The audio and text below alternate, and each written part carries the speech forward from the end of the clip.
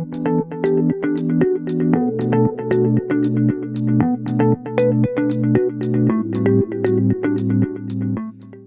back to I Now Pronounce Your Divorce, Melone Hatley's PC's podcast, where each week we take a deep dive into the issues that our clients and potential clients are going through to try to help them along their journey to the other side to a better future. Today, we're joined by a very special guest who's going to help us talk about one of the most overlooked aspects of divorce. When we talk about divorce, I think we all too frequently get stuck in talking about equitable distribution, who gets the house, who gets the retirement account, who gets what, who gets this. And I think it's very easy to rely back on the physical assets as an idea of I'm winning or losing this divorce. So today, we wanted to talk about divorce in a different aspect, what it does to you as a person. So can you please introduce yourself, tell you a little bit about what you do, and then we can go from there. Sure. My name is Nicole Mueller. I am a registered nurse and board certified nurse coach, focusing on the holistic side of health and well-being. I have been a nurse for over 18 years and have come back to caring for a client the way it's always meant to be, holistically, body, mind, and spirit, caring for the whole person. So I have founded a Beacon of Wellness Coaching with Nicole, again, to work with clients on a holistic platform and caring for their whole body, mind, and spirit. And, Nicole, from your background as a registered nurse, I think that we often overlook, significant life events. I know I want to say traumatic life events. I know some people try to claim like, hey, this is a great thing. I'm ending this relationship and having to divide everything in half. But significant life events, what do you see that's actually happening to the body when somebody's going through something like this? Well, divorce or custody conflicts are actually up there on the list of high-level stress events in a person's life. And they do take a traumatic toll on a person's body and system. So it causes people to go into like a fight or flight response or freeze response. It can affect their ability to think clearly, confusion. It can interrupt their sleep. It can have an effect on their immune system. It can have an effect on their inflammation in their body, their ability just to make simple decisions on a daily basis if they're not being supported holistically. Mm-hmm. And I know you say make simple decisions. Mm-hmm. It's so easy to stand back from a 30,000 foot view and look at what somebody's going through divorce and be like, how would you ever, for the 15th time in one night, put on somebody's Facebook that you hate them?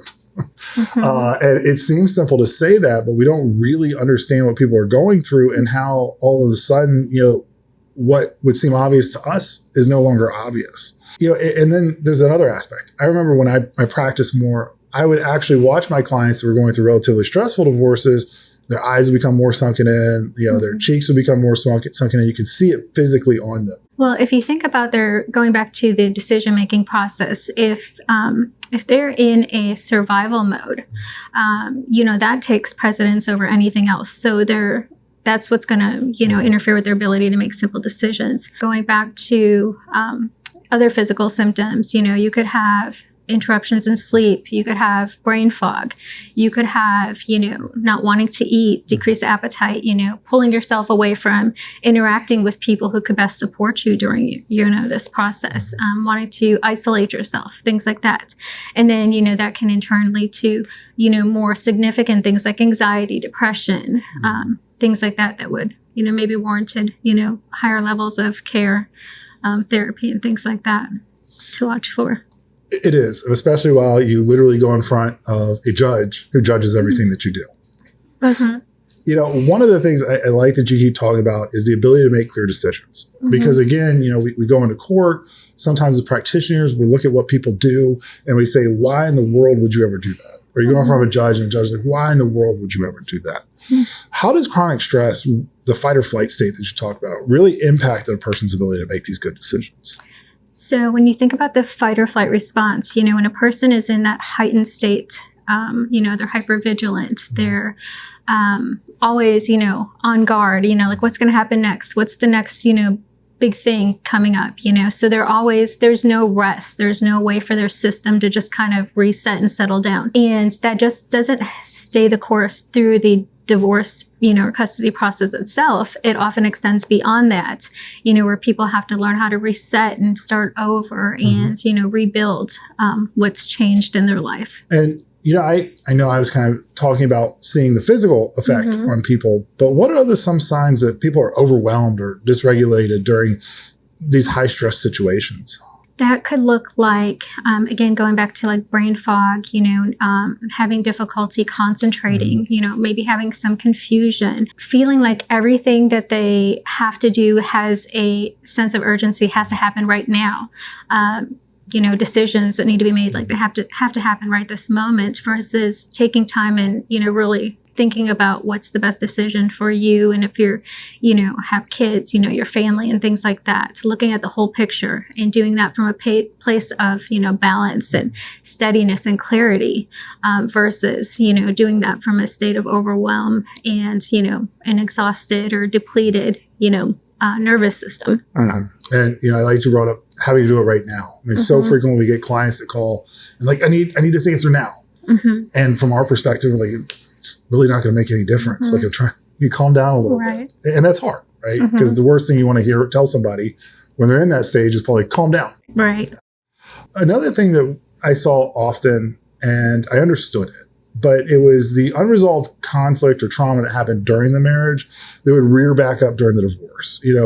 How do you see it? And I'll give you the example that we always get was, 15 years ago, my spouse had this relationship with somebody else and I forgave them. I put it in air quotes because obviously I didn't. I forgave them and now we're getting divorced. I want to bring it back up and that's the only thing I can focus on. How do you talk to people about that?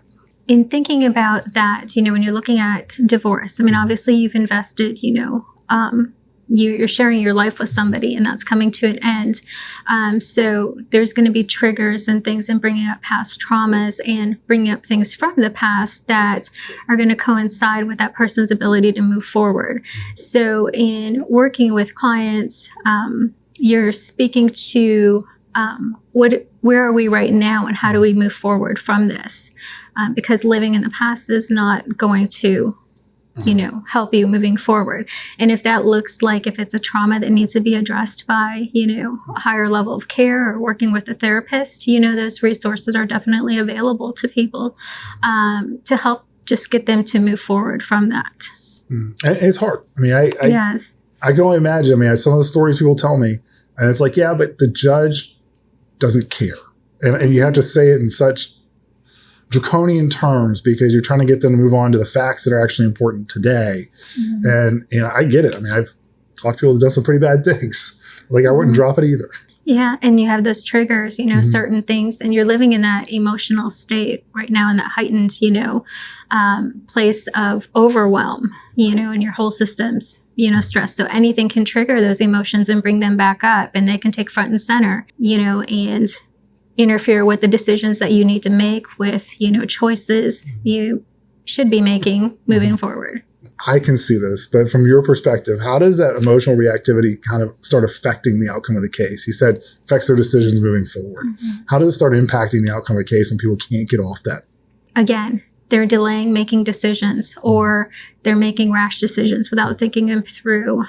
They're escalating conflict when maybe it's better to focus on resolving some conflict than just moving past things. And then really taking a stance at looking at what's good for themselves and, their family moving forward and how they can, come to a level playing field and kind of, work through that in a professional and, it's hard to say because you are going through something traumatic and emotional, but, again, maybe working with someone on a holistic side of that who can help you balance those emotions and help you focus on your health and well-being as you're navigating that process altogether. I remember I had a client that was so infatuated with this old adultery claim. The only thing this person wanted was a signed letter from their soon-to-be ex-spouse that they had cheated on him. That's all they wanted.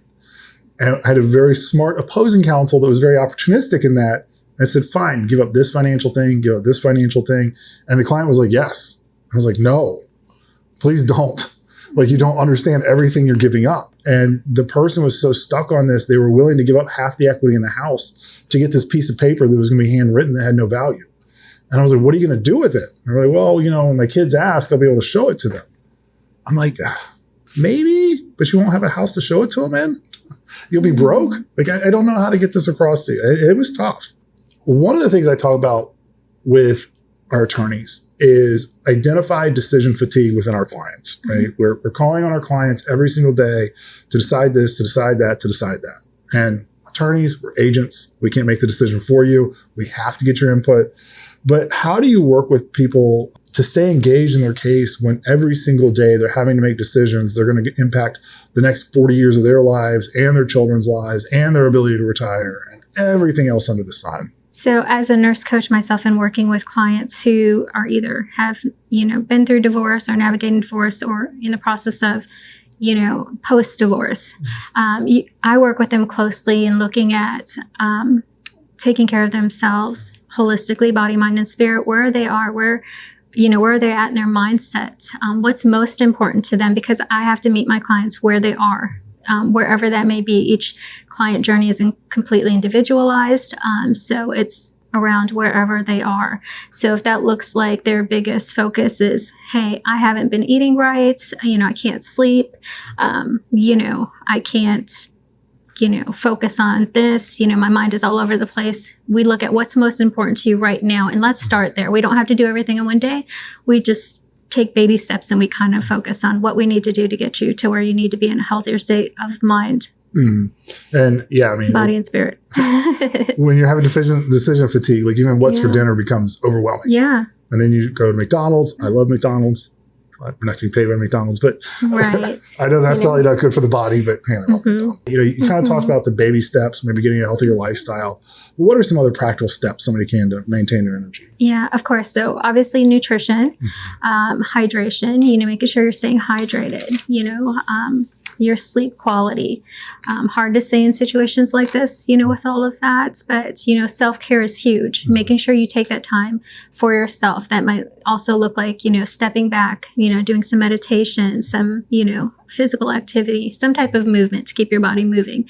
Because all of that too is going, with movement, you're going to release those good endorphins that are going to help you, in the long run. So the more you can do to care for yourself in that process, or work with somebody that can help you figure out what that looks like for you and create a plan for you, or not for you, but with you, will definitely help you move through those steps and get back into a routine, because that's huge, because your whole life has probably been turned upside down and, the big picture is overwhelming. So we start where you are and we kind of figure out what's most important to you right this moment. And let's start there.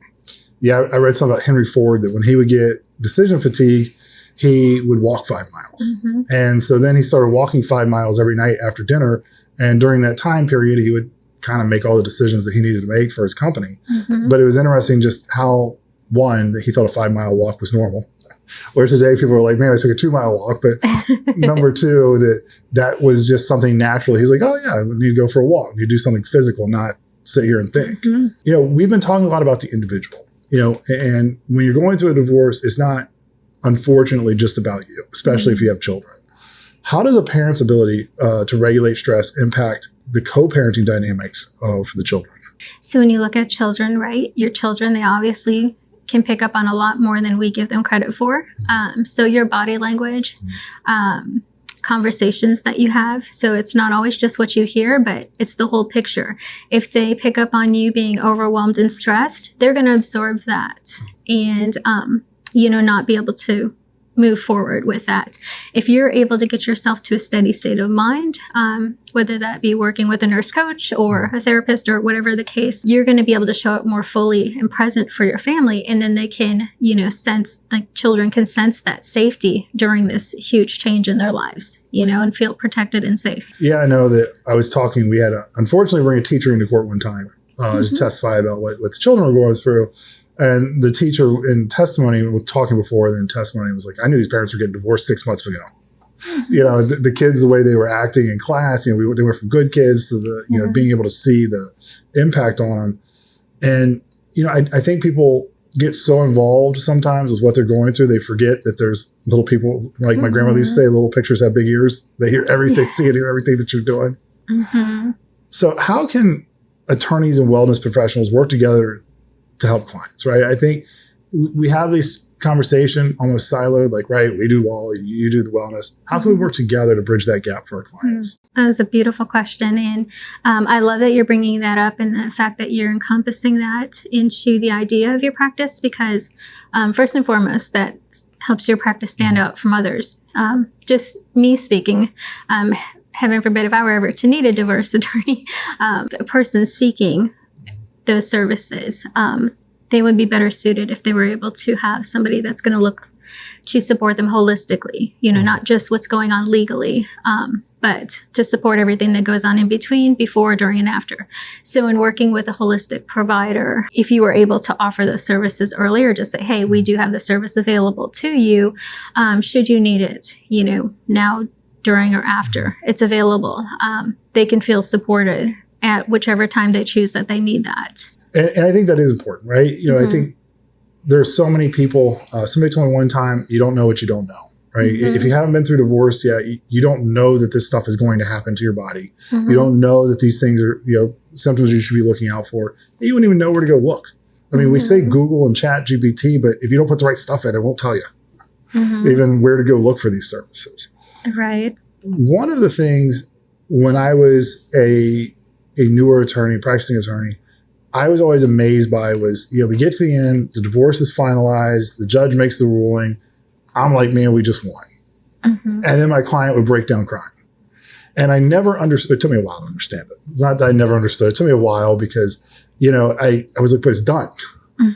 So, what happens to the body after the divorce is finalized in such a high stress situation? Right. So you're getting kind of towards the end of the whole legal process and all of that part of it.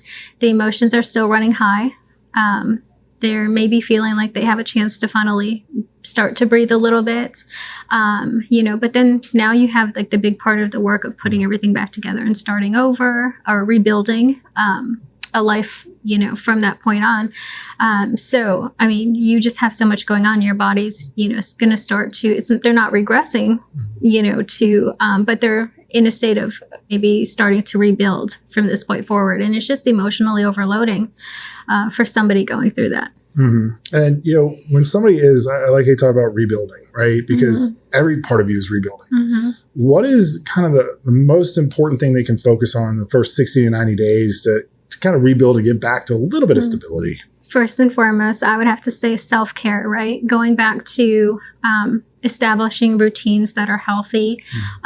You're looking at, again, nutrition, diet, staying in contact with people, leaning on your support systems. If that looks like, also walking with a nurse coach through that journey or, seeking, professional help, with therapy, things like that. All of those are huge, but self-care, whether, meditating, exercise, again, so important in rebuilding and establishing new routines, right, that are going to carry you forward as you're rebuilding, and making sure if there's children involved to make sure that you're helping to establish healthy routines for them as well. Yeah, I read a statistic that men in like the first 6 months after divorce will buy a new car, and generally they'll buy a new truck. I always thought probably shouldn't buy a new truck. Maybe go to the gym or something else, healthier. But and just sharing with you, I can speak to working with clients post divorce. When they're walking with a nurse coach through that part of the journey, it's not so much focusing on, say, for instance, buying. I have seen male and female looking at how do I start from here? How do I best support my children through this? So working with them and seeing them get established with a therapist and making sure that they're healthy around there.